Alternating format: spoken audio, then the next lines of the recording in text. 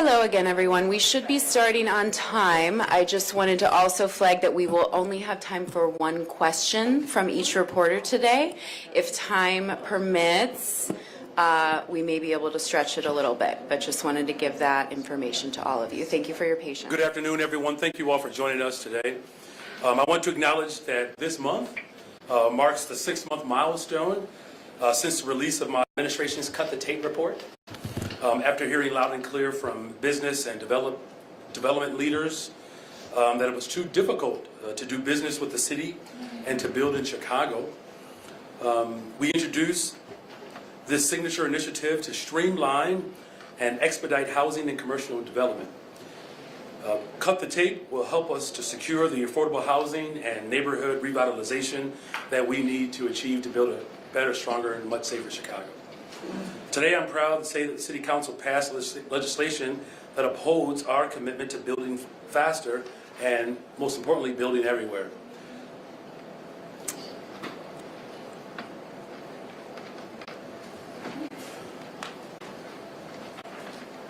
I also want to acknowledge the resolutions that we passed today in City Council, honoring the Latinx Heritage Month, Domestic Violence Awareness Prevention Month, and of course the former Alderwoman Mary Ann Smith. I'm proud that we can honor our residents and the diverse communities that make up the city of Chicago. It reaffirms our commitment to, again, a better, stronger, and much safer city. So thank you all.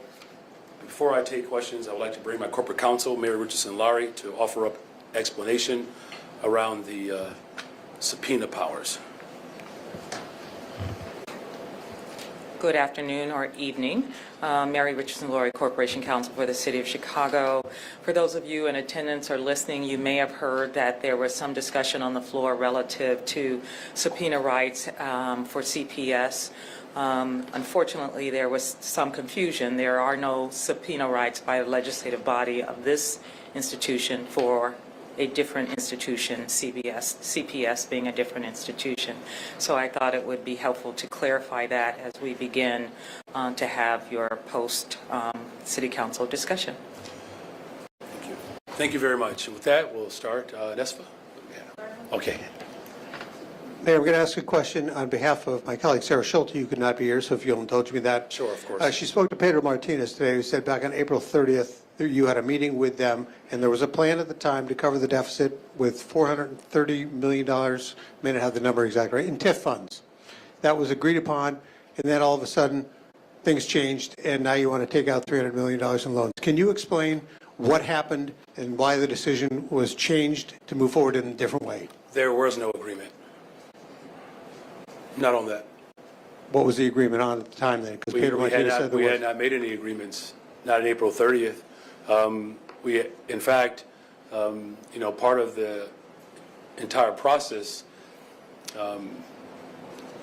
has always been dedicated to having full discussions on a variety of things, but there was no absolute agreement around how this contract, quite frankly, SEIU 73's contract would be paid for. On ShotSpotter, obviously you decided not to veto the legislation. Alders in support of it are claiming somewhat of a victory and saying they're trying to figure out some way to move forward. Are you open at all to any way, shape, or fashion of working with them as the collaborator you say you are to put ShotSpotter back in place until some other technology can be installed? So what I made a commitment to doing was to have other forms of technology to be in consideration, and that's exactly what we're doing.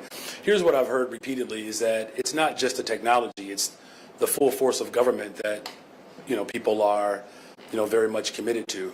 Policing alone, technology alone is not going to build a better, stronger, safer Chicago. Everyone agrees on that.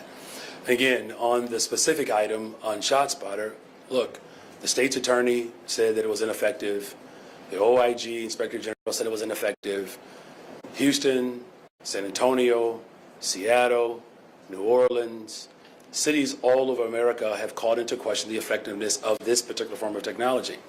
What I've said is that we have to have technology that works and that we have opened up a process to give people an opportunity to weigh in on that. That did not happen in 2016, 2017. In fact, had it happened, I probably would be in a much better position right now. 3 helicopters that we're going to have by the end of the year. We're going to hit our mark You all know that I promised to hire 200 more detectives by the end of my first term. We're going to get that. We're going to hit that mark by the end of this year. But we're also making sure that we're investing in mental health. We have removed this pilot operation of CIT officers, which we appreciate, and CFD paramedics showing up to what essentially are 40% of the 911 calls, which are mental health crises. Now we have an entire team dedicated to responding to those crises, which actually frees up law enforcement to respond to the other pertinent, dangerous elements that do exist in our city. Monica Ng with Access Chicago. Good afternoon. Good afternoon. You just said that the city believes that the city council does not have subpoena power. So will you urge members of the board to attend? And do you believe that the city council should be able to ask these board members questions, both present and past, as representatives of their wards? Yeah, they should be able to ask them questions. You know where they should do it? They should do it at CPS board meetings. They're actually a body of government.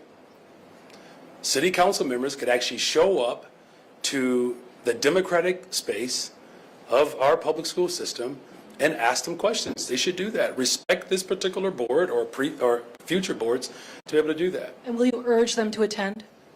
Look, as I said, if alders, state reps, state senators, if they have specific questions around the function of a board member, they can actually show up at the Board of Education to ask those questions. And here's the thing, they do it already. Can I take that as a no, you will not urge them to What attend? I'm urging people to do is respond to the democratic structures and systems that we have in place. So no. Hi, Mayor. Can we talk about the meeting for a second? Raymond Lopez, Anthony Beal, Savannah Tabarez. Certainly their concerns were over ShotSpotter and you replacing the board, but it also seemed personal. I wonder if you're frustrated that they put your agenda on hold today, and also if you think there's anything you could have done differently in the past week or in the however many months you've been in office to sort of avoid where we are now, where people are being spiteful and holding up your agenda. Look, I've made a commitment to the people of Chicago that we're going to invest in them. You know, the $20 billion of new investments, the $1.25 billion investment for housing and economic development, the largest investment in the history of Chicago. We've hired almost 28,000 young people. I made a promise that we're going to do that. Promise that we will put forth a comprehensive plan to build a safer city. Homicides are down, shootings are down, vehicular carjackings are down. We've eliminated the sub-minimum wage, right?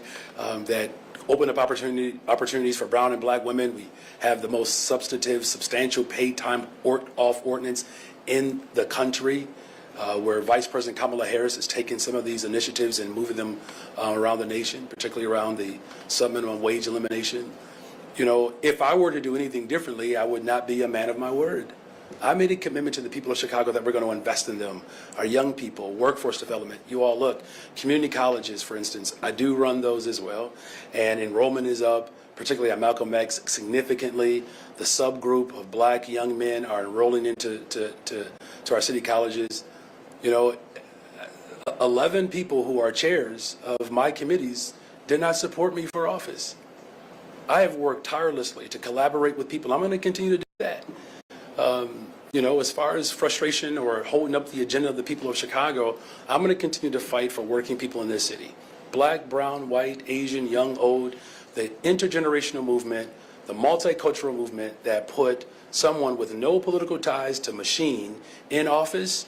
This is the moment where the people of Chicago finally have one of their own on the 5th floor. And any other individuals that wish to disrupt that, they're going to have to be held accountable, you know, to their particular constituencies. I'm going to continue to move my agenda to build a better, stronger, safer Chicago, and we're going to do that collaboratively with individuals who understand the importance of doing that.